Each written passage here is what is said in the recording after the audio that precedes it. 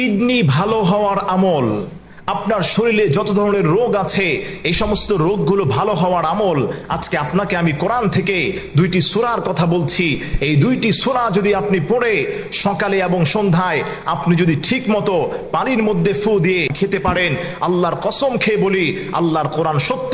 ওয়ানুনাজ্জিলু মিনাল কুরআনি মা হুয়া শিফাউ ওয়া রাহমাতুল লিল মুমিনিন। কারণ আল্লাহ তাআলা বলে দিয়েছেন এই কোরআনটাকে আমি মুমিনদের জন্য শিফা এবং রহমত হিসেবে নাজিল করেছি। প্রতিদিন চেষ্টা করবেন সূরা ফাতিহা একবার পড়বেন, সূরা ইখলাস আপনি 3 বার পাঠ করবেন, অর্থাৎ সূরা ফাতিহা একবার এবং সূরা ইখলাস 3 বার পাঠ করে তবে এর পূর্বে যে কোনো দুরূদ শরীফ, আপনি দুরুদে ইব্রাহিম হোক অথবা যেই দুরূদ শরীফ আপনার কাছে সহজ হয় সেই দুরুদটা আপনি পড়ে পানির মধ্যে আপনি দহন করবেন। এভাবে যদি আপনি ইনশাআল্লাহ তাআলা 1 সপ্তাহ খেতে পারেন, আল্লাহর কসম খেয়ে বলি আপনার যেই লিভারের সমস্যা, আপনার কিডনিতে সমস্যা, আল্লাহ তাআলা সমস্ত সমস্যা থেকে আপনাকে হেফাজত করবেন।